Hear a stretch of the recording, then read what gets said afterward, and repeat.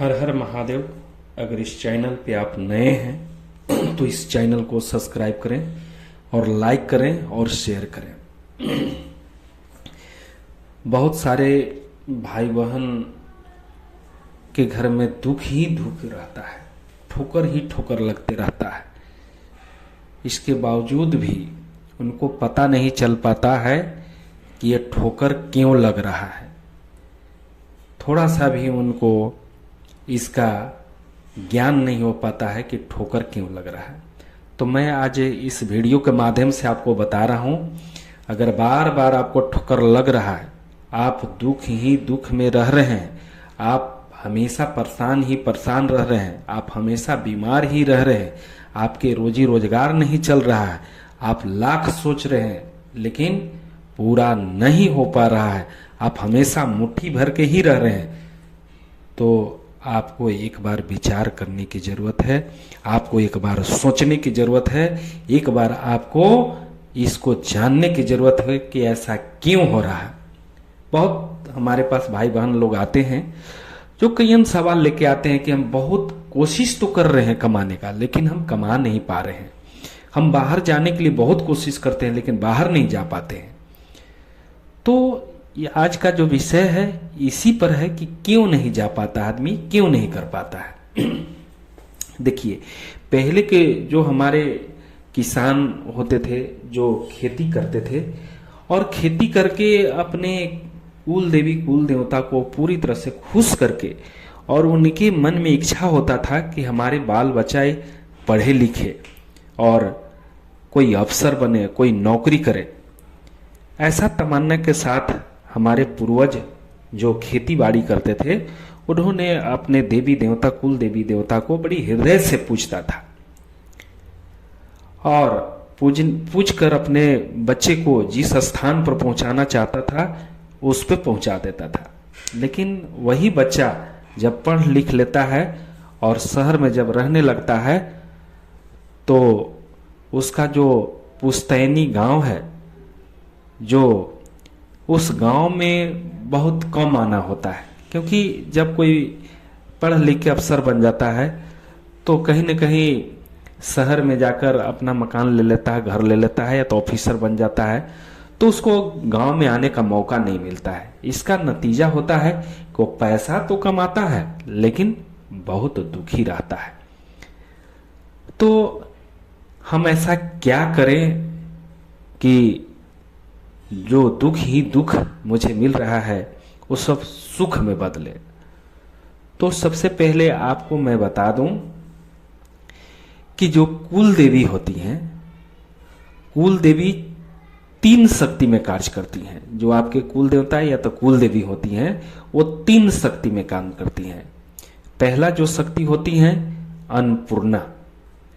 अगर आपके घर में कुल देवी कुल देवता अगर नाराज हैं तो अन्नपूर्णा मां नहीं रह सकती।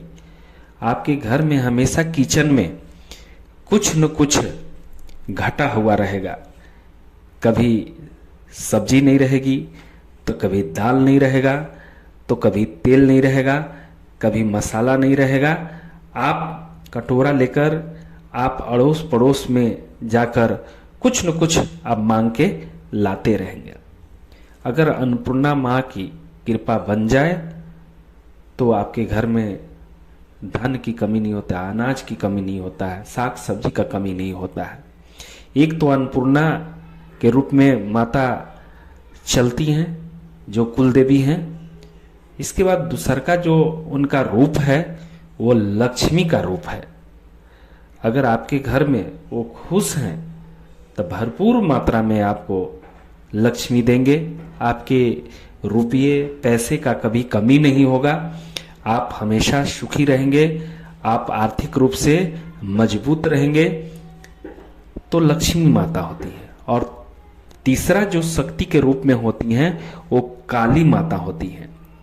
काली माता इसलिए होती हैं कि आप सूक्ष्म रूप में नहीं देख पाते हैं। स्थूल शरीर आपका है, आप देख सकते हैं, स्थूल लोगों को देख सकते हैं, लेकिन सूक्ष्म रोग जो हवा में है उनको आप नहीं देख सकते हैं। तो वैसे लोगों को देखने के लिए काली माता आपके अंदर शक्ति भी देते हैं, क्योंकि कार्य करने की शक्ति काली माता का होता है, जो काली बन के आपको कार्य कराती हैं। तो ये 3 शक्तियां एक ही में समाहित होती हैं। कुल देवी कुल देवता इन 3 शक्तियों को हमेशा, अगर कुल देवी कुल देवता खुश हैं तो आपके साथ चलेंगे।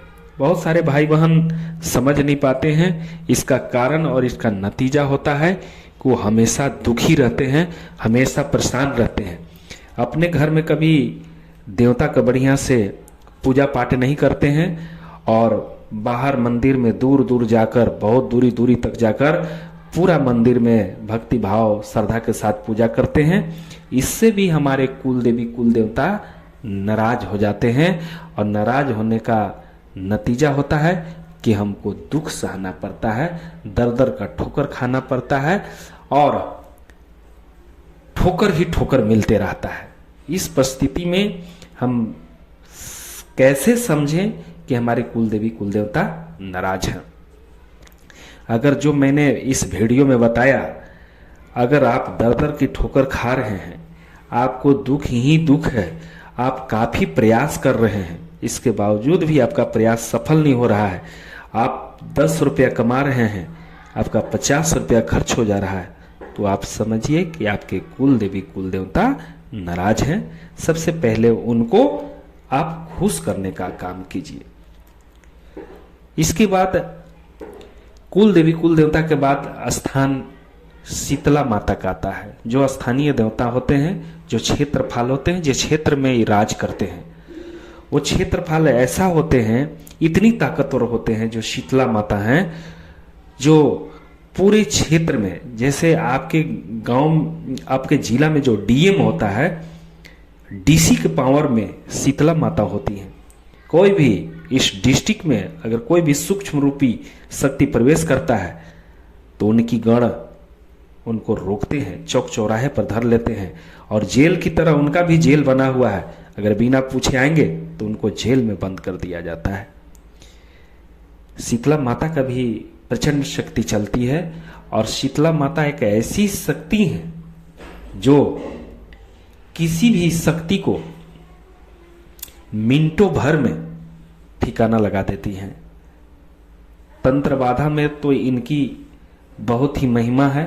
बड़े से बड़े तंत्र आपके शरीर में लगा हुआ है, वो मिनटों में तंत्र को उड़ा देती हैं। शीतला माता एक ऐसी माता है।